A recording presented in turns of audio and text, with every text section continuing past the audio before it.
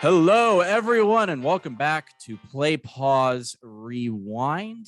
We are back for episode 37 of our show. We've been doing this for a year and a half now, which is kind of cool to think about.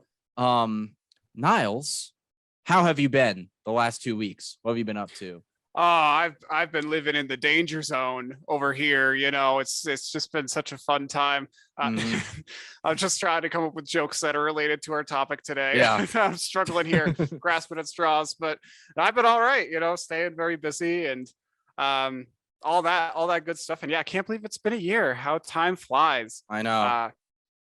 How about you? How are you doing today, Dylan? Oh, I'm doing well. I'm a little tired because I went camping over the weekend. Went like 2 hours west of Fort Collins. We were way deep in the mountains. It was really fun though. Did some hiking, touched some grass, drank some beer, played some games. It was a really good time. Took my dog hiking for the first time, and he did great. He crushed it. So yeah, we had some fun. But as you've noticed, we look a little different today. We brought props to the show because we're talking about Top Gun Maverick, the legacy sequel to Top Gun from, I believe, 1986. Let's confirm that because I don't want to be stupid. You could throw out any number. I was right. Dylan was right. Yeah. So the sequel to Top Gun Maverick, it is directed by Joseph Kosinski with a screenplay written by Aaron Kruger, Eric Warner, Singer, and Christopher McQuarrie, who you may recognize as the director of the most recent Mission Impossible movies. So a Tom Cruise collaborator, and with a story by Peter Craig and Justin Marks. Lots of writers involved in this, but that's cool.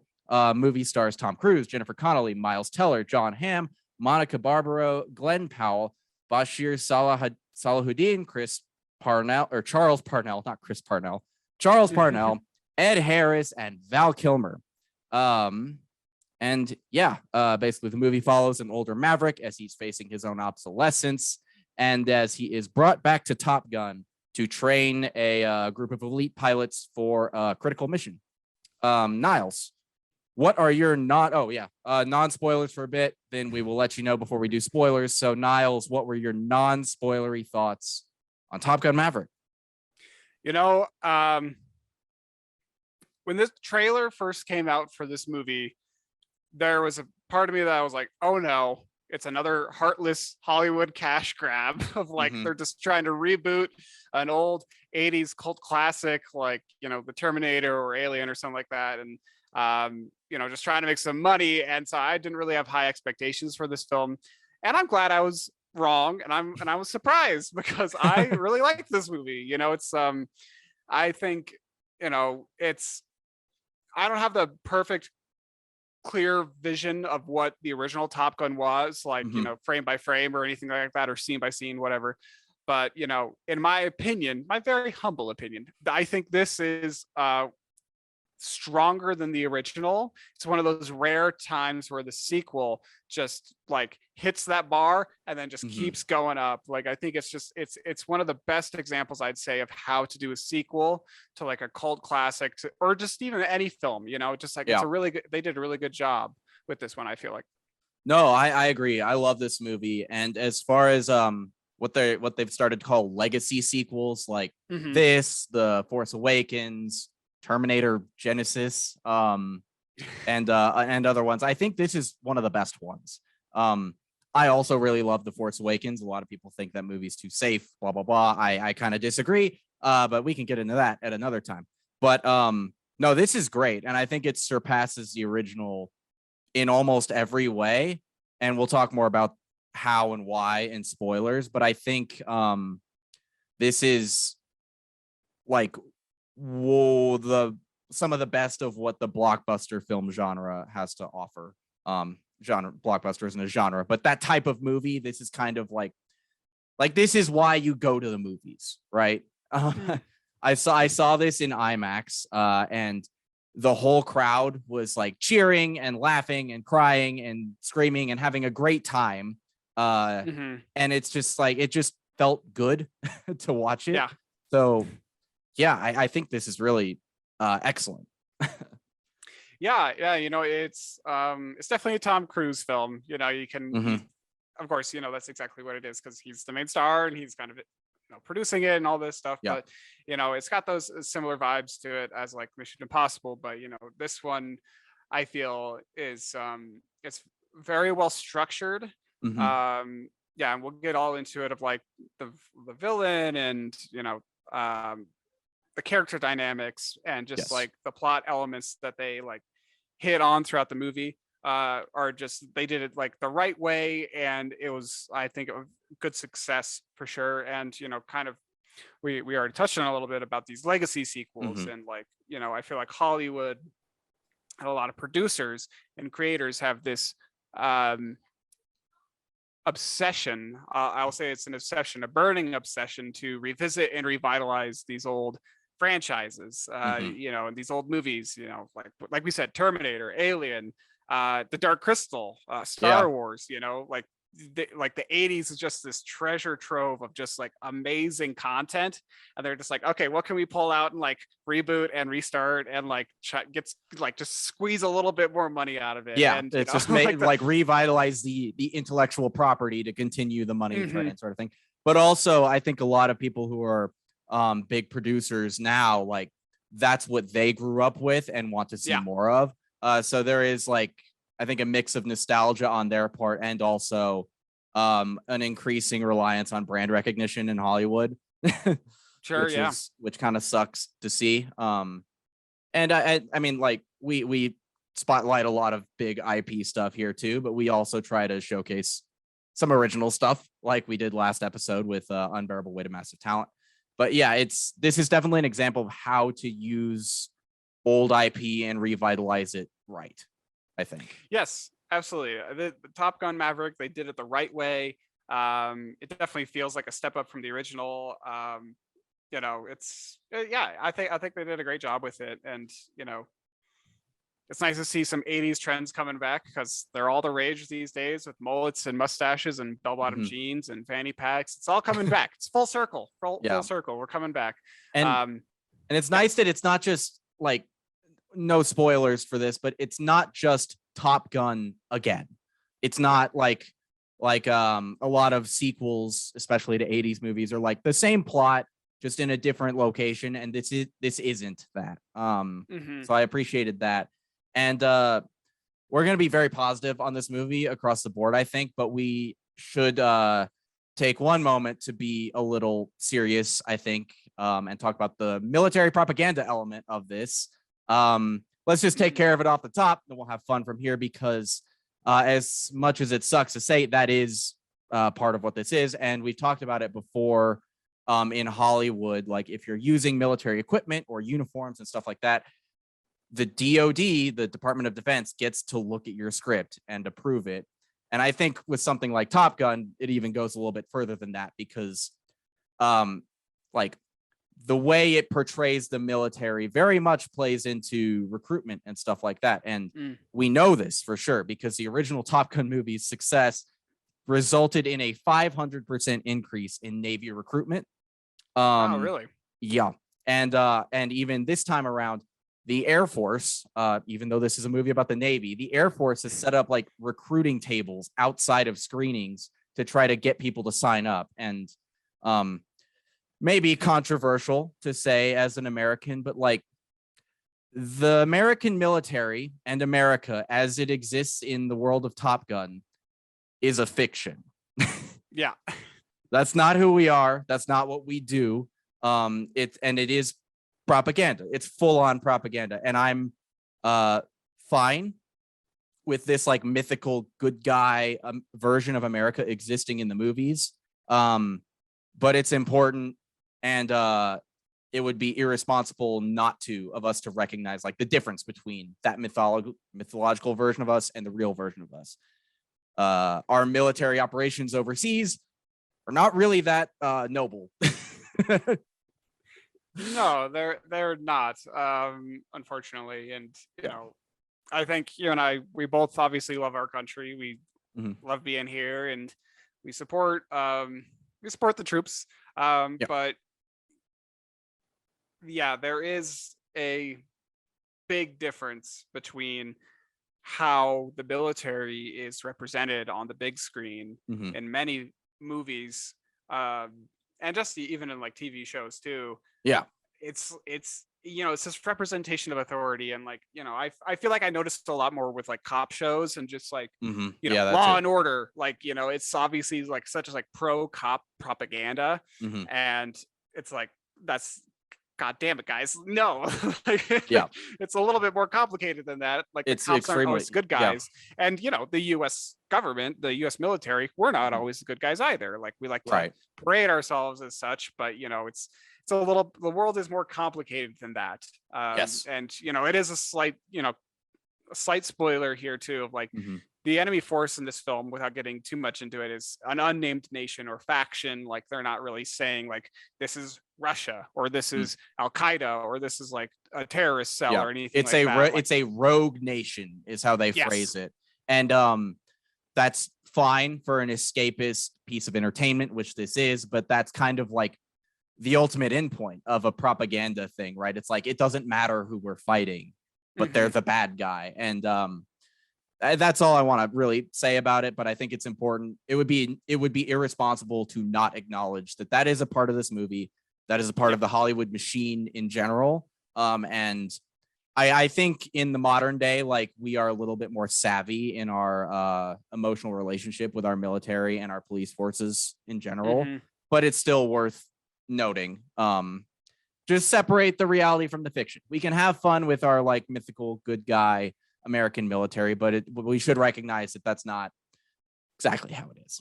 But it's a little more complicated than that. But let's just get back to the fun stuff. Are you a fan of the original Top Gun? I guess it's a good question to ask.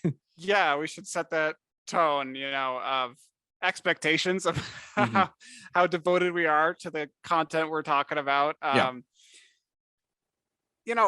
like the original, but I think I've seen it once. It's not a movie that I grew up with, but and I wouldn't consider it like one of my all-time favorites.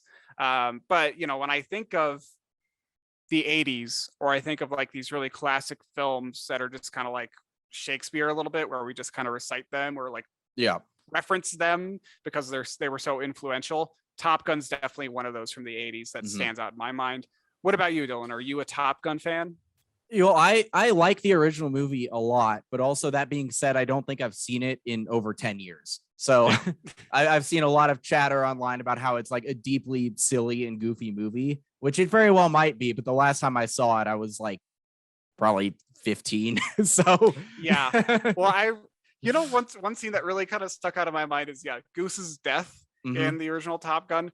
I remember just being so underwhelmed by it. Oh, really? Okay. Like, did he really just die from that? Like, well, it's very, because it just comes out of nowhere tonally. Like it's kind of a fun like dick measuring contest movie between like Maverick and Iceman just like chomping at each other in the locker room, like calling each other dangerous, and then all of a sudden like Goose's neck snaps on the thing of an airplane, and it's like, oh my god. And then holy shit, people can die. People die. And it's just like, it's kind of, and we'll talk about more in spoilers because there's an interesting contrast between that and this new movie. It's like a lot of the movie is just them fucking around at training camp, like doing all these exercises, and then there's like at the end there's combat. So I'm a fan of Top Gun. I love all the iconic stuff in it. Like I feel the need for speed. That's fun. Maverick and Goose is a great dynamic. The Great Balls of Fire scene is wonderful. It's a fun 80s movie that I liked as a kid. I don't know if it holds up really because I haven't seen it in so long, but and I think like you initially when this was announced, I was kind of like, I don't know if we need this.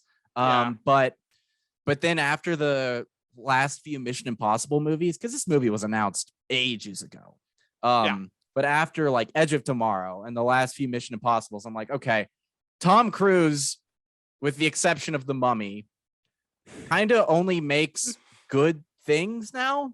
He's very selective about what he works on and who he works with, and the result is usually pretty good. So I was like, I'll give it the benefit of the doubt, and I'm kind of glad I did. So Yeah, yeah, me too. I'm glad with the finished product. I just, there's one critique that mhm. they could have done. Just squeeze in a little bit more Danger Zone. Just put that song a little bit more in the film. I don't know. That's a joke. Yeah. But yeah, overall, I think it's a phenomenal film. Mhm. Yeah, like Dylan said, I don't think we have too many complaints. It's going to be a fairly positive commentary on it. Yeah. And yeah, I think the filmmaking craft was really extraordinary too. Mhm. Just the visuals of it, like everything felt really real, and we'll kind of get into that later too. Yeah. And for the flight, and one more like non-spoiler thought about the filmmaking is just the commitment to realism and the craft there. Like the actors were not allowed to actually fly the jets themselves. I'm Okay. sure if they were allowed to, Tom Cruise would have insisted that they did. Um, but they were actually in the planes, and Tom Cruise taught each of the cast members who are the pilots like how to like align their cameras properly and how to light themselves so that all the shots looked good. And it's just like that's the thing I respect about Tom Cruise as an artist so much, is that he is one of the few actors and producers who's willing to go like that extra stretch to just take the movie from being like great to extraordinary kind of. And like he'll put himself in danger every opportunity he gets, and he just wants to make the best movie he can. And I loved I think it was after the last Mission Impossible, someone asked him, it's like, why do you do all this crazy stuff? And he's like, do it for you guys. I want you to have a good time, and I want to make the best movie possible. And it's like, I just love that. His personal life and his other controversial shit aside, like he is one of the truest movie stars of the last 20 years for sure. He's a dying breed, I think. Yeah, I'll agree with that for sure. Also, a fun fact about Danger Zone that I didn't know until recently: that song was made for Top Gun. Really? Yeah. No way. Yeah. Crazy. I didn't realize that. I thought that was just a song that someone made in the 80s, and they're like, let's just Kenny take Loggins. that and put it in the movie. It was written, and then Kenny Loggins was hired to perform it. Unless I misread that, but just fun little fact. Got anything else for non-spoilers, or should we just jump into it? Let's dive into spoilers. Let's do it. So yeah, let's start with the dynamic between Maverick and Rooster. Goose's son, Rooster, played by Miles Teller, is one of the main characters of this movie. And yeah, their dynamic is really probably the emotional core of the story. Would you agree? Oh, absolutely. Like if they were going to make a Top Gun sequel and they didn't have Goose's kid in there, like that's just a big missed opportunity. Like this absolutely needs to be like the heart and soul of the movie, and I definitely feel like it is, because it's we do have this overarching plot of like the fighter pilots are getting ready for this big serious mission with the Rogue Nation. And that's just kind of basically the whole plot of the movie is them training for it. They got 3 weeks to prepare, and then their timeline gets moved up, and then they have to go on the mission. So it's just like it's all this buildup, all this training and stuff. And that is the plot of the movie. But that would be boring if we didn't have like an emotional part to it. And Rooster and Maverick, they filled that emotional hole there. They got it's a kind of a complicated dynamic, I would say, because Maverick kind of sees himself as a father figure to Rooster to a certain extent, and that's why he pulled his papers from the Naval Academy and kind of delayed his career. And so he's very protective of him from a distance. And Rooster is just like, why aren't you letting me like pursue my career? Like, why are you doing this? And like, I think he still harbors some resentment for Maverick for what happened to his father, even though it wasn't Maverick's fault. It wasn't anybody's fault. It just happened. Right. And it totally makes sense. Like why Maverick did what he did. He mentions that Rooster's mom didn't want him to join the Navy. And then you also have the added element of Maverick probably feels guilty about what happened to Goose, and he doesn't want Rooster to suffer a similar fate. So like you totally understand why Maverick has done what he did. And also I love the element that he deliberately withholds the information that it's Rooster's mother who didn't want him to join the Navy in the first place, just because he's like, he's gonna resent me. There's no need for him to resent his mom too. I really love that. And it adds that's our main human conflict for the movie, right? It's like their conflict and how it's resolved. And I do love the emotional resolution they come to ultimately. They end up like being a good team together and all that stuff. I also love comedically, like at one point in the movie, Maverick is instructing Rooster. He's like, don't think when you're up there. You just have to like act. And then when Rooster comes back to save him, he's like, what were you thinking? He's like, you told me not to think. And he just does like that. And it's so funny. That was a good moment. And then, well, yeah, you're right. Yeah, I love Tom Cruise's expression. He's like, oh, yeah, I guess I did. All right. Yeah, you got me there. Can't argue with right. that. But that's like, we always talk about the emotional core of a movie and how important it is to have one. And this is this movie's emotional core, I think. Yeah. And I think, the Miles Teller is right. I think he did a good job. He did. And yeah. He can definitely pull off a mustache too. That mustache looks damn handsome on him. He's a good looking man with that. Yeah. And you also get like a sense of how he differentiates himself from the other pilots when we first see him, because they're all in their uniforms, all buttoned up at the bar, and he rolls in his like unbuttoned Hawaiian shirt and a tank top and sunglasses and just starts playing the piano. Like he's very much Goose's kid from the jump, and that's nice. And that also like I think amplifies our empathy with Maverick over his regret for this like relationship that is soured. So yeah. Also, he's a very small part of the movie, but it was really nice to see Val Kilmer back as Iceman. And I also loved the dynamic that Iceman and Maverick have, where like Iceman has gotten promoted and gone up the ranks, and he's an admiral, I think. I think you're right. Yeah. And he kind of protects Maverick, who has not been promoted at all. Probably because he doesn't want to, and also because he's dangerous, as Iceman would have said in the first movie. And he pisses off lieutenants left and right. Yeah, he pisses everybody off.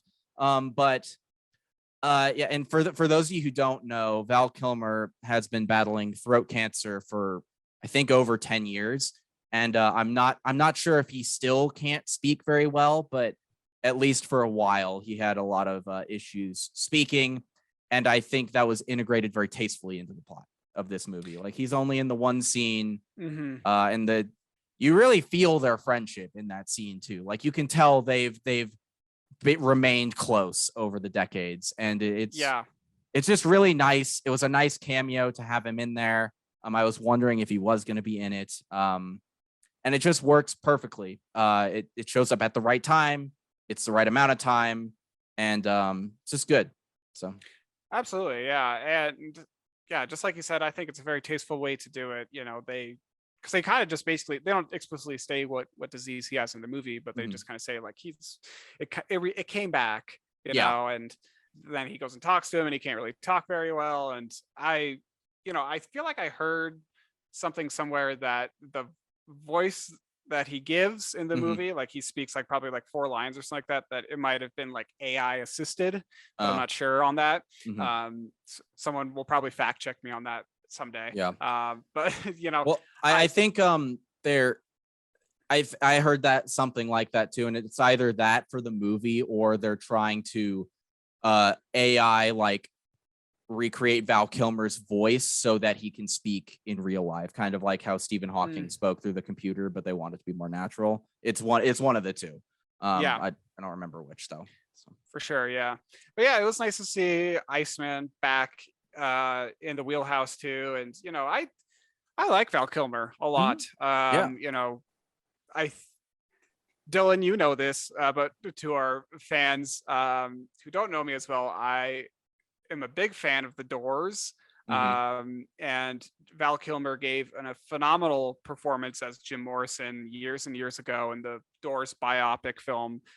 So if you guys are interested to see more of Val Kilmer, and when he had his voice, like the full range of it, and at the height of his prime, like I would encourage you to go check out that film. I can't remember the exact name, but it's great, and I think that's where like my big admiration of Val Kilmer comes from that movie. So I was really happy to see him in this film. Like, it's him, cool.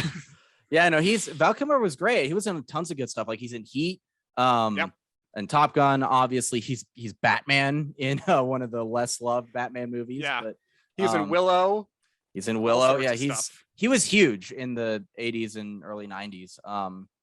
Yeah, and one of the other main leads of this movie is Jennifer Connelly, who is her name is Penny, and she's Maverick's love interest. It's kind of weird that they just like his original love interest, Charlie, played by Kelly McGillis, is just like, whoop, not there.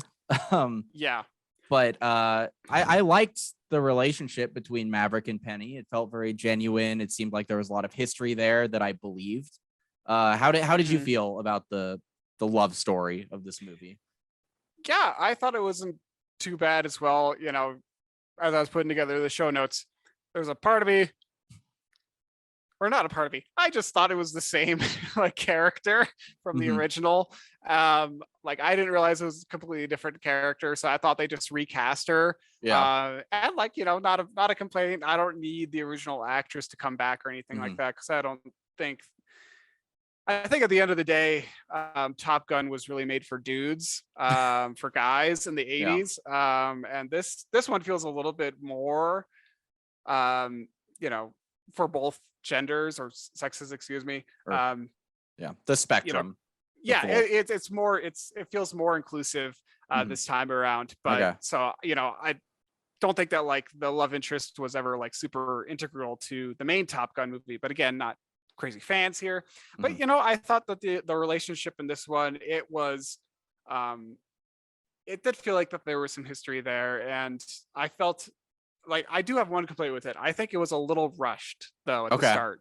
Like once their relationship is established, I'm fine with it. But like it was like one scene, he's at the bar talking to her, and she's like, "We're not gonna go down this road again. Don't you dare, Pete." And then literally the next scene, like or the next day where he drops her off in the motorcycle, she leaves the door open. It's like, I think it's a little later, isn't it? The fuck. it is pretty quick. It felt a little quick to me. Yeah. And like I do think it's a little sussy that they didn't even ask Kelly McGillis to come back. And I think she's mentioned that she suspects part of it is that she just like looks her age as opposed to Tom Cruise, who does not. And like, if that is fully the case, like, yeah, that's kind of shitty. But I don't know. I'm and the romance in the first one was a big part of it, but it's not as much the focus here. And I'm fine with this relationship because it just feels so natural as well. And also it's like Jennifer Connelly. So how upset can you be about that? Yeah. But I also love the first scene at the bar when she just like rings the bell and he's like, what the hell's going on? It's like, yeah, you didn't read the rules. You have to buy the whole bar around. Just because you put your phone on the bar. Yeah. Oh yeah. Let's put the phone on the bar, disrespect the Navy or something else. It's like, all right. Like, God damn it. And then I do love like his card gets declined and they carry him out and throw him on the beach. Yeah. I thought that was a good dynamic. And then like the next day, they're like, oh my God, that's the guy we threw out of the bar. Yeah. Like, Yeah. It's like, oh shoot, we have a small little history from last night. Yeah, but it also gives us the first hints of the Rooster Maverick relationship too, because he's kind of like Rooster walks in right as he's getting thrown out, kind of, or no, he's in there before, but he doesn't notice him. And then you kind of see him sadly looking in from the window, and Penny recognizes it too because she's in the know. One other dynamic regarding that I liked was the relationship between her daughter and Maverick. I love when he's trying to sneak out of the house when the kid comes home and he just falls right in front of her. And then like it's like I love those characters that are like little kids that are like hyper socially aware of everything going on around them. And she's just like, just don't leave again. Like don't leave her again. And I was like, that's a good. And he doesn't. So yay, that was nice. Yeah, I appreciated that dynamic too. And yeah, one other thing I'll say about the love interest here. I don't even remember her name. Penny. Penny, thank you. I understand that they took like steps to kind of like I don't know how old the actress is. But there's a part of me that She's just kind of 52. Oh, 52. Mhm. All right, but I'm not even gonna say my comment because I was gonna say that, like, in some of It, these movies, with Tom Cruise and some of these older, Mhm. or not some of these, just like I feel like in Tom Cruise movies, at least in the past, that he's been like kind of paired up with these very like much younger actresses than him. Especially in The Mummy. Yes, and it's like this is uncomfortable. Like Tom Yeah, Cruise is in his like 50s or something like that, or even older, I think he's and 58. Yeah. yeah, and he's still trucking along. Great for him, but Jesus Christ, like we can't pair him up with someone that young. But so I'm not even. Yeah, my comment does not apply to this movie now that I Yeah. know the actress. I mean, he's still like, or wait, yeah. I mean, he's still older than her, but not as oh significant as sure, something like The Mummy or even Mission Impossible. yeah. Like There was Rebecca just like a Ferguson's significantly younger than him, but yeah. I just thought that she looked young in the movie a little mhm. bit, and it's like yeah, that's. But she obviously. Let's just move on. It's not Yeah. a great comment. You know you know where she's like from early on, right? She's in Labyrinth. She's the main character of Labyrinth. What? Yeah, that's her. Wow. Yeah. I need to get better at my Hollywood cinema trivia. Yeah. Um, but let's move on. Let's talk about some fan service and callbacks to the original film. I think Yes. it rides the line perfectly for me. Like we alluded to early on, it's not just a beat for beat same thing. And it doesn't get annoying with its fan service, but there are callbacks. You want to go through a couple of those ones that we see? Totally. Yeah. Like, other of those.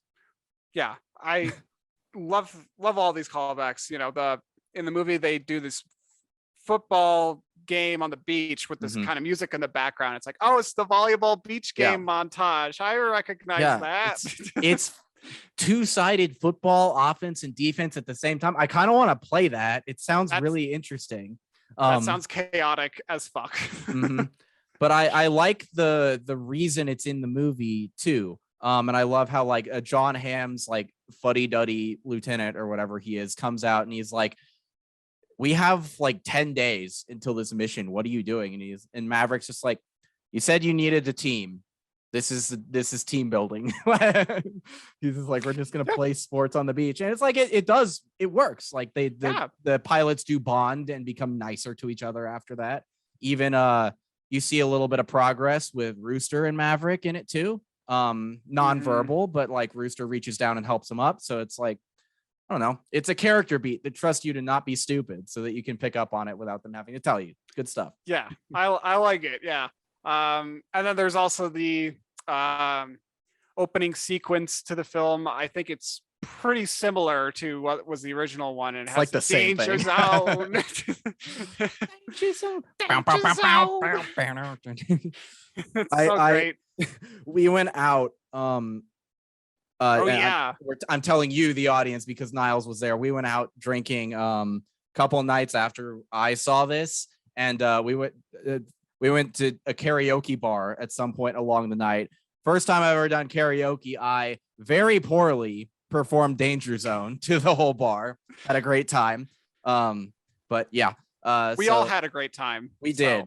Yeah, Niles and his girlfriend did a significantly better karaoke performance than I did. But it was all good, Yeah, I can't quite hit those high notes on the "Gimme Gimme" song from by ABBA, but it's still very fun to sing in a karaoke bar.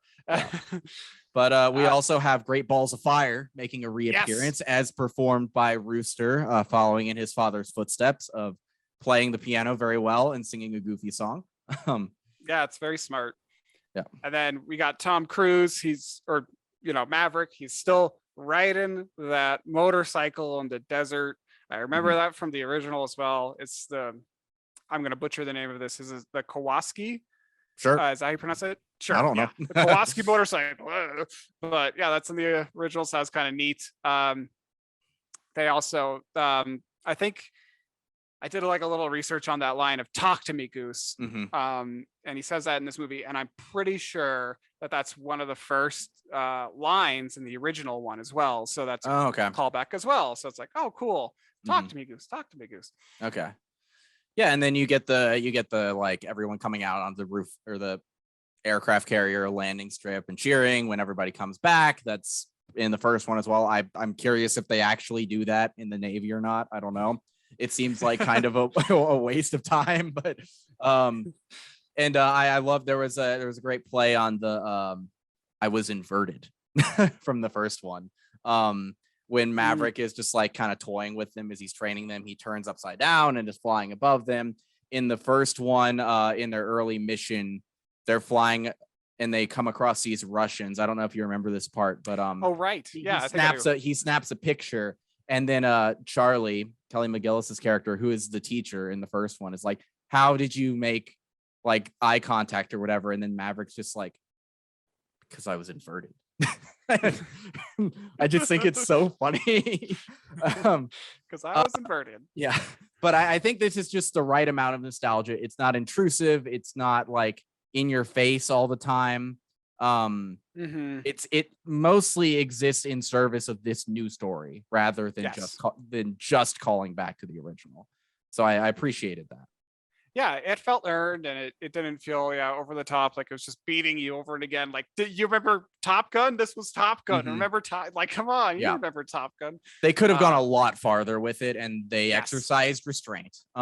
They also have there's a decent amount of humor that's also not very intrusive. Like we talked about the "you told me not to think" bit, the like that, and then also at the end when they're like the enemy Rogue Nation people are doing all these hand signals to them, and then they're like, "What does that mean?" It's like, I don't know. You know that one? Nope, don't know that one either. Yeah, I thought that was funny. Yeah, and then like he's talking to like John Hamm, and John Hamm's like doing this monologue at him, like, "You put me in a very difficult position. Do I do this or do I do this?" And he's like, "Well, sir," it's like, I think he was asking a rhetorical question. It's like, oh, that's funny. That's funny. And then also at the beginning when Maverick crashes the test plane and he's just like all charred and stuff and walks into that bar and just takes a drink of water. Like that's just funny. Yeah, I thought that was funny too. It's like, where am I? Earth. Good line delivery, little kid. Yeah, that was great. And then I think the biggest improvement over the original is just like the plot and its structure itself. Like in the first one, we talked about it already, but it's like 75-80% of the movie is just kind of them fucking around at Top Gun, like doing their training exercises, and then Goose dies out of nowhere, and then there's the sad part, and then there's suddenly a mission at the end. This one, in contrast, is like he is brought back to Top Gun specifically to train people for this extremely dangerous mission, and the entire movie is like it spends a lot of time, like there's build up, and it gives us time to like feel the tension. We repeatedly are told how dangerous this is, how it needs to be perfectly executed. We get all the details of the route they have to go on. So it's like we like feel the tension ratcheting up as it gets closer and closer. And then as a bonus, like when they're on that mission, we know exactly what needs to happen. So when things go wrong, like we know to be afraid or sad or whatever. Like even just Rooster flying a little too slow, we're like, dude, come on, you got to go faster. You got to go faster, man. But it's it really adds a level of like momentum that the first one just doesn't have. So that was really good. Well, yeah, I think the plot is a fantastic part of this movie. Like if this was just like, Maverick, we're bringing you back for one last mission, and it wasn't like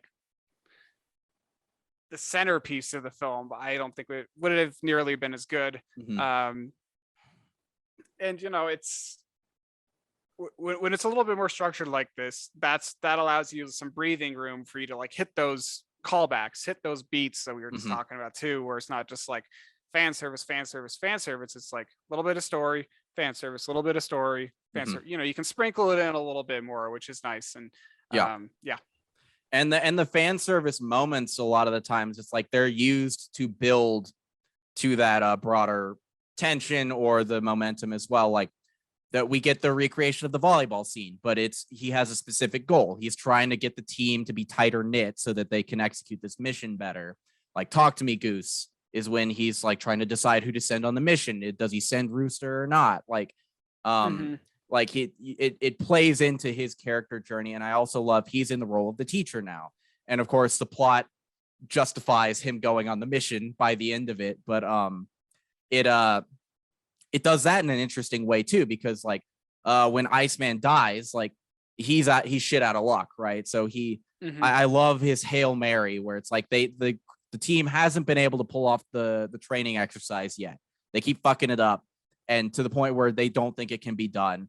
And like in a last ditch effort to make sure, because and what Maverick knows, like if they don't do it this way, they will die. Like this is an incredibly dangerous route that they have to take, but if they do it any other way, the mission will fail and they will die. So he just like jumps in a plane, unsanctioned, pulls it off perfectly.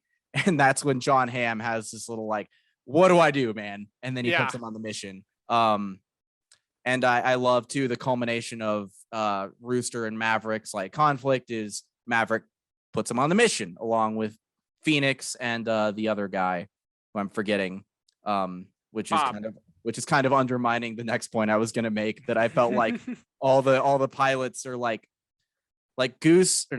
Rooster and Maverick are fully fleshed out, I would say, and the other characters are fleshed out just enough to work, like to where you care about them and want them to live. And it's kind of all I needed from like Phoenix and the other ones for this. Do you agree with that? Yeah, I'd agree. You know, I think I remember there's Bob, and then there's like, what was it like? There's Hangman is Glenn Powell, who's the one who doesn't go on the mission with them. But there's those two other guys, and I can't remember their names. Fanboy, that's one of them. Yeah. I can't remember the last one there, but yeah, I think I would agree. They could have given them some more screen time to kind of flesh them out, but like at the end of the day, this movie wasn't really about them. It was about Maverick. It was about Goose's son Rooster, and like kind of like their coming to terms with their past, letting go and saying, all right, let's just move forward and move past it, and you know, focus on the positives. And so I it could have been nice to get to know Hangman a little bit more. Whatever, you know, I'm not really upset about that, because he was the nice kind of like jockey douchey character that didn't really listen to orders, and thought he was hot shit. And it was like, yeah, we can have one of those guys per movie. We'll circle back to him maybe, but Rooster and Hangman are this movie's Maverick and Iceman. Like I felt like their dynamic was very evocative of that relationship from the first one, especially since like Hangman comes through at the end and saves their asses.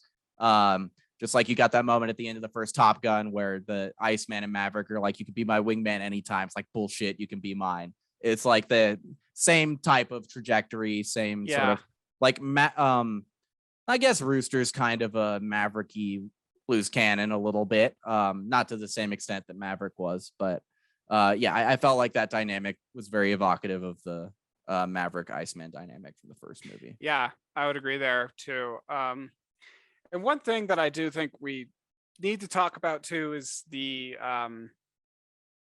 nameless, faceless villain country / faction. You know, we kind of touched on it a little bit earlier too. It plays a little bit into the propaganda of this film of how it does. If it's a faceless, nameless country, that we just say it's a rogue state, and they got uranium, and they're gonna like, we can't let them have it. You know, so it's a good way to showcase like, this is the bad guy, and we don't really need to know anything more than that. Right. And we don't need any justification for attacking them, which it's like propaganda, but it works for an escapist film, right? Like, yeah, it sounds bad when you say it like that. Like, we don't need any justification to bomb this area. It's like, Jesus Christ. But yeah, it would be kind of like insensitive, you know, or stereotypical if they were just like the Russians or the terrorists. And I appreciate that they went with the more ambiguous route. It kind of creates for a more interesting story when you're not thinking about the other side, you're just thinking about your side. And the characters there, you're not thinking about, oh, they're the big bad Russian that he's gonna have to shoot down in the plane. It's like, no, it's we don't, those guys are gonna get shot down, whatever, it doesn't matter who does it what. Hey, bye, Shadow. Dylan's dog just walked out of the room. Yeah. I saw him. Yeah, no, it I think it depends on the story you're trying to tell, right? Like this Yes. isn't trying to tell a story interrogating the actions of the US military. And that's fine. It doesn't, not everything has to do that. This movie is it's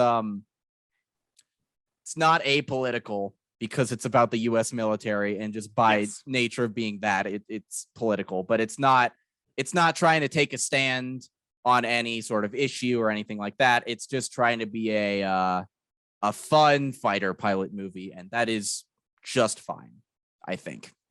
Yeah, it does the job. It entertained me for 2 hours, and that's kind of all I need from a sequel to Top Gun. Yeah. And we've talked about the realness and like practicality of the movie before, but it's sure there was CGI used, but the planes were real. The actors were in the planes. And yeah, it you feel that. You can tell when it's done this well. And yeah, and also fun facts, the little plane that he flies with Penny at the end, that's Tom Cruise's plane that he owns. Cool. Yeah. Of course it is. But I appreciate that about Tom Cruise. Like, as an actor, we already touched on this too, so we don't need to dwell on it too much. But yeah, he is kind of one of those last real actors in Hollywood, the real producers, the ones who's like, no, we're not. This is not going to be like CGI. We're not going to have animators working on this. Like, this is all real. We're like, that explosion is real. Like, that plane is real. Like, these stunts are real. Like, I'm literally going to run and jump off this building. Yeah. Like, that kind of real. So I appreciate him bringing that stuff. He's today's Buster Keaton. Like, that's the bet. That's the way I think of Tom Cruise. Basically, it's like he will do it, and he will do it for real, and he's like fully committed to laying his life on the line to make a good movie. He does it all the time, and he will. and that's why I think I mentioned this to you off air, but like I do kind of feel like Tom Cruise is doing his victory lap for his career, and he's going to hang it up pretty soon, because like we've got Mission Impossible 7 and 8 that are like coming out, and that's the end of Mission Impossible. To me, this feels like the end of Top Gun. I think he recognizes, like, he is a crazy person, but I think he at least is aware that he's pushing 60. He's not going to be able to do this forever. And I don't know how much he wants to do if he can't do this. Yeah. That being said, I could be wrong, or he could just pivot to a different type of role in his later years. We'll see. But I could see him becoming more of like a producer on projects, and just kind of be in that role and not really being an actor as much anymore. But yeah, never know. So let's talk about drones versus pilots, which a long time ago, when this was when I was first hearing about this, that's what I thought the movie was about. And I think that was kind of one of the initial pitches for it, but it's really not, is it? Yeah, it really is not. You know, it's because I thought that was going to be kind of the direction this movie would go to. And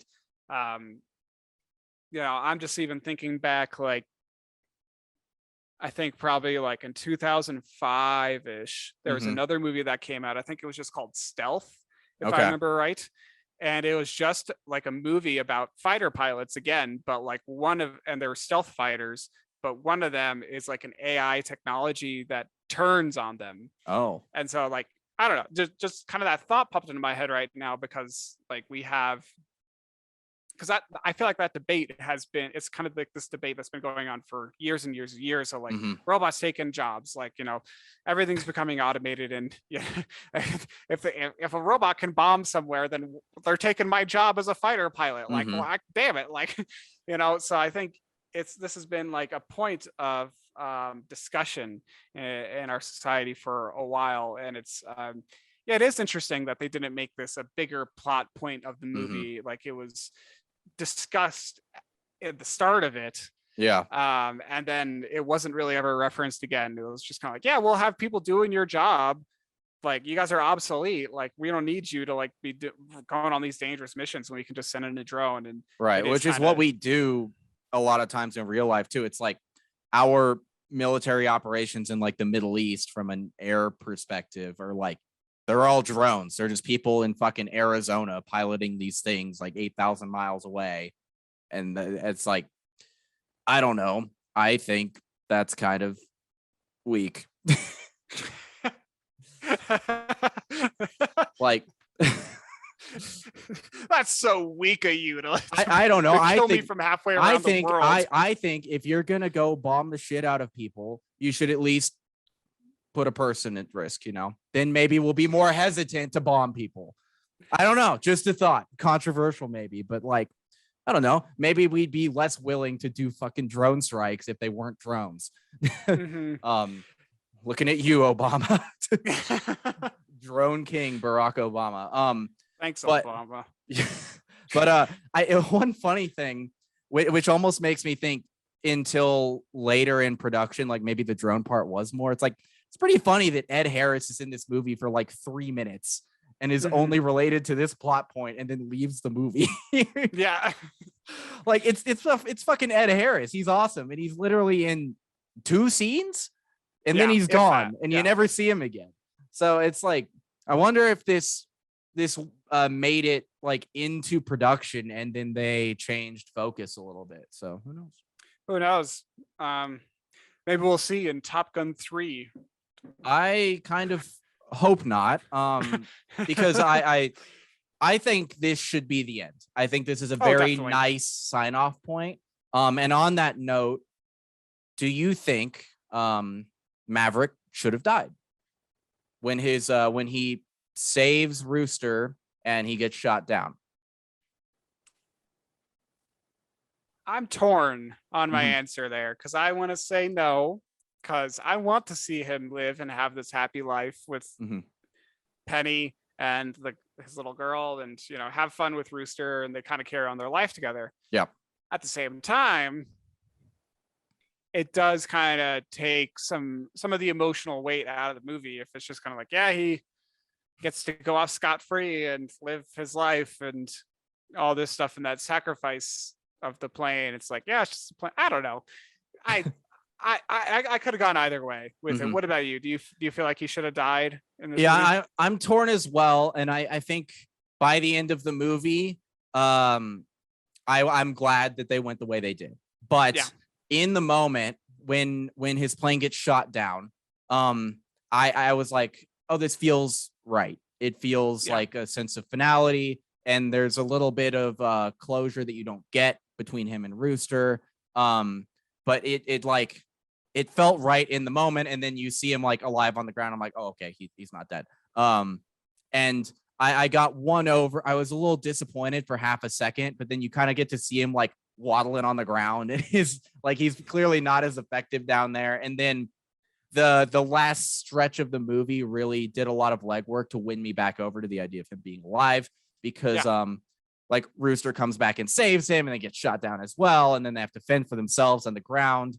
And you get this, like, it's pretty silly, the idea that they're just gonna like sneak onto this enemy base and steal a fucking plane out from under them. Yes. But it's a lot of fun. And you get another little nostalgia beat of, I believe it's an F-14 that they fly, which is what Maverick and Goose flew back in the 80s. And so you get some fun dynamics between that, where it's like Rooster's like, how do you do this? It's like, I don't know. That was your dad's shit. I didn't do any of that. And they get to pull off a fun little stunt where they do the really risky takeoff. And I also love, you get to really see the example of what Maverick was teaching earlier. It's like, it's not about the plane, it's about the pilot, because they're even more outgunned than they were earlier. And then when they realize they're cooked, he just like shreds that plane to the right of him or something. He just turns, like, boom, out of the picture. And then I think he takes out both of them, right? And then there's a third surprise one that and then that's when Hangman comes in and saves the day, and he gets his little victory lap too. So I think ultimately they made the right call, especially if this is the end, which I think it should be. So yeah, a little bit torn, but come down on it's the right call. I'm fine with a happy ending. I don't need things to be sad. Me too. Yeah. And with a franchise or with like a legacy film, legacy sequel like Top Gun, Top Gun didn't end on a sour note. It was a No, high note at the it end. was a It was very like, high yeah, we note. did it. We won the mission. We did it. We were awesome. If this movie ended on a sour note, it would have been Mhm. like, well, that was not the Or best a homage that they could have melancholic done. note, sort of Yeah, like bittersweet. definitely. Yeah, it Yeah, wouldn't have been bad. It just would have been different, and it's not what they wanted to go for. So it's like, for sure. it's interesting when it's like you could have ended this movie in two very different ways, and I think both versions of that movie would have been good, which is kind of cool. Yeah, I agree. Um, Yeah, overall, any closing thoughts on Top Gun Maverick? nah, I fucking loved it. That's about it. Yeah, It's really good. What about you? yeah, kind of same. It's one of the best sequels out there. Yeah, I don't know what else to say about it. If you haven't seen it and you're at the end of the episode, what are you doing with your life? Go watch Yeah. it. Mm-hmm. Yeah, no, it's like, and it's doing really well at the box office, which is like, it's kind of weird because this is definitely a nostalgia fueled like brand movie, but not to the same extent that a lot of the other stuff we're watching is. Mhm. So it's like, it feels like a breath of fresh air in the same way that Mission Impossible does for me, another big franchise. But it's like, I don't know, man. Tom Cruise just makes movies on a different level. I just think he does. Yeah, he's a hell of a dude. Mm-hmm. Well, pivoting now away Yes. from Top Gun into our final segment of the episode. Other stuff, just Other any kind of stuff. media that we've been consuming, all that, Mm-hmm. TV shows, movies. Dylan, what have you been up to lately? A decent amount. So I forgot to mention it last week or last episode, but I watched the Chip and Dale Rescue Rangers on Disney Plus. It was pretty cute. It was fun. It's like Chip and Dale is a cartoon that I didn't watch from the late 80s, early 90s. Yeah. And or maybe it's called Rescue Rangers. It was called Rescue Rangers, right? I don't know. But in this movie, it's like they are both, and it's John Mulaney and Andy Samberg are the two leads. And that's great. And in this universe, it's kind of funny because they both play the characters, but they're also the actors who played the characters on their show, Rescue Rangers. And so now they're older. One of them has gotten the CGI surgery to try to revitalize his career, and he's kind of like a con guy where he goes to the conventions and signs autographs on merch and stuff like that. And the other has retired to be like an accountant or something like that. And That's one of their friends from their Rescue Ranger days gets like kidnapped. And they have to go on an actual adventure to save him. And it's like, it's pretty cute. It's and one of the characters in it is Ugly Sonic. You know, the original Sonic design before they redid. Oh yeah. I forgot about that atrocity. he's a character in the movie, and he's like, yeah, man, I had this big gig lined up, but then the internet hated it, so I got fired and they replaced me with someone else. But it's that's hilarious. It's pretty clever, and like the antagonist of the movie is a grown-up Peter Pan, who got like kicked to the curb when he stopped being a little kid, which is kind of dark when you realize apparently that's what happened to the actual actor who voiced Peter Pan, but that's a whole other thing. But it was a cute movie. I'd recommend it. It's a lot of fun. Cool. In terms of video games, though, I've been playing a new early access game with one of our friends. It's called V Rising. It's a sort of top-down Diablo style survival game where you play as a vampire, and you hunt down different human targets and you build up your own castle. And then because you're a vampire, though, like when the sun comes out, you get burned really quickly, so you have to like stay in the shade. Or just like stay in your castle and sleep in your coffin and stuff. So it's kind of a fun dynamic where like at night you're the hunter and you could be like kicking ass, but then all of a sudden you hear the rooster crow. It's like, oh shit, the sun's coming out and I'm a mile away from my castle, and it changes the whole dynamic. But that's pretty fun.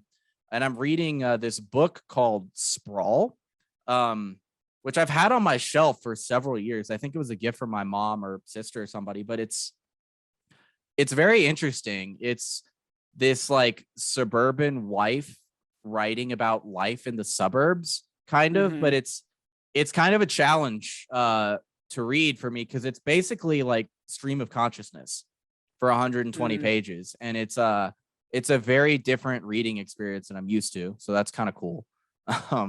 And into that. Yeah, sorry, other stuff is taking a longer time today than usual, but Miss Marvel started that. The first episode is great, right? So you've been watching it as well.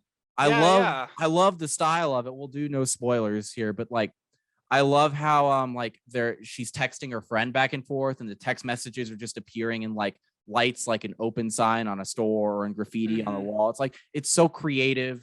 And it's like visually creative, and I'd love to see some of that stuff like bleed into the bigger movies too. Like do stuff like that. Like obviously tailor it for the character of the movie, but it's really fun. It's off to a good start. Also, another superhero genre thing, The Boys is back. We're 4 episodes deep into The Boys, and it's as good as ever, I think. How do you feel about it so far? Yeah, I've been watching The Boys as well, and yeah, I'm impressed with it too. It was interesting that they released like the first 3 episodes, and like they did that last year as well. Oh, they did. Okay, yeah, they did. Then I'm misremembering. But yeah, it's kind of like a little jarring for me. But I think that's pretty good quality so far, and yeah, I'm interested in the plot and like the characters, and goddamn, it's just as graphic as ever. And oh my god, disturbing. Ooh boy, it's disturbing. That, there's a sex scene in the first episode that goes places. That's a good way to put it. Oh boy. You remember those memes back before Endgame about Ant-Man and Thanos' asshole? Because the writers of The Boys did. Yeah, they're like, we're taking that and we're gonna find some way to shove that in. And Homelander is delightfully terrifying. Yes, such a good character. He's definitely my favorite character, just because he's just menacing and unhinged. Yes, like it's amazing. Like that, Anthony Starr is doing a great job with that. Everybody, it's just such a good show. Like every season is just as good as the last. I don't think The Boys has ever dropped in quality, even for like one episode. Yeah, and it's such like a brilliant commentary. Like we might just want to do a whole episode on it at some point, but yeah, it's the commentary in there is just brilliant. Like not just about like pop culture or superhero culture, but like American society and capitalism. It's very on the nose, but in a smart way. The most recent episode 4, did something that I'm blanking on it right now, but it was a parody of something that happened recently, and I'm like, oh my god, they're doing this thing. I cannot remember what it is though. I feel so stupid. But I can't remember. Let's move on. But also, we're watching a lot of the same things right now. Also continuing to watch Obi-Wan, which we're going to do an episode on as well. I think, is that next? Yeah, I think that's next. So stay tuned for that. But other than what I have also been watching, what have you been watching? So yeah, Miss Marvel, The Boys, Obi-Wan, been watching that stuff and loving it. It's great. Can't wait to talk about Obi-Wan. I also got caught up on Stranger Things, and it's a little bit of a trek to get through, because each episode is an hour long gauntlet. But once you get into it, the story moves along pretty organically and rapidly. So I'm quite pleased with it, and I'm very much looking forward to the next 2 episodes. One part I loved about this season, and I'll be very vague for spoiler reasons, but it's like it really leans into the fact that they've grown up a little bit and they've been through this several times. So it's like they're the characters that can meet up know to meet up very quickly, and I think that's a clever twist, because usually each season has had like the different groups all on their individual stories, and then they converge in the last 2 episodes. It's like there's a scene where like one group of characters is in a car and another group of another character's over here, and they're both dealing with things, and they kind of make eye contact and they're like, okay, we're dealing with the same thing. We should team up and get going. I really liked that element to this season. It's also darker than previous seasons. Like it's a little scarier. The threat's more serious. Kind of doing the Harry Potter thing where it's growing up a little bit with the kids. Like they are growing up and the problems are getting significantly more gruesome. Yeah, I mean it's always been dark. That's you true. know, but yeah, I would agree this season has been much darker. Yeah, it's very interesting, and I can't wait for the conclusion to season 4. And I didn't realize they were doing season 5, so That's the that final season. So I could have sworn that season 4 was going to be the final one. So I was surprised by that when I heard that. But anyway, looking forward to that. And I've also just been watching Drag Race All Stars season 7, rooting for my girl Jinx. She is crushing it. I love it. I love to see it. I hope at least one Drag Race fan listens to the podcast, because I love Drag Race. It's so much fun. But yeah, it's been it's so like All Stars, Dylan, I'll explain it to you. So yes, please do. there's regular seasons of Drag Race. Okay. And they're up to like season like 14. I think they just finished 14. And so the regular seasons, it's all new casts. It's just like queens from all over the country will audition and then get on the show and everything like that. Now there's a spin-off that's also RuPaul's Drag Race, but it's called All Stars. And so in All Stars, they bring back old cast members from previous seasons, and they create like kind of these interesting things of like the queen of all queens kind of deal. So it's like the second Hunger Games. A little bit. Yeah. And then so season 7 of All Stars, they're doing something very different where they're bringing back just winners from previous seasons. So everyone on the season has won the crown at some point. And it's interesting because everyone's just such high caliber of a drag queen that it's just like there's no bad episodes, there's no bad performances, everyone is excellent, but everyone's got their strengths and it's a great season. Cool. I'm liking it. Maybe one day I'll get you into it, Dylan. Maybe. All right. Not gonna force you, but yeah. I'll watch it at some point. I've heard from many people that it's a good time. So yes, it's a fun time.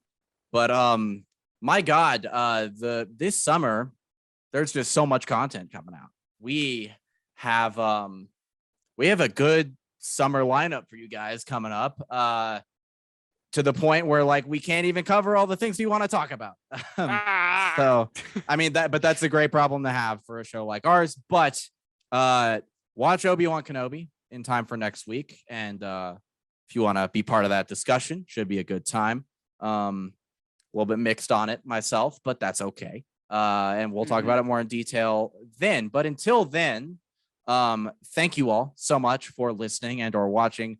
We really appreciate it. And if you want to leave a review, help us out, that would be great. Give it a like, subscribe, share it with your friends. Just like, send the link to people in your contact list and be like, this is cool. But with that, Niles, where can people find you on the internet? People can find me on Instagram at Niles Got No Styles. That's about it for me these days. Dylan, what about you? Where can people find you online?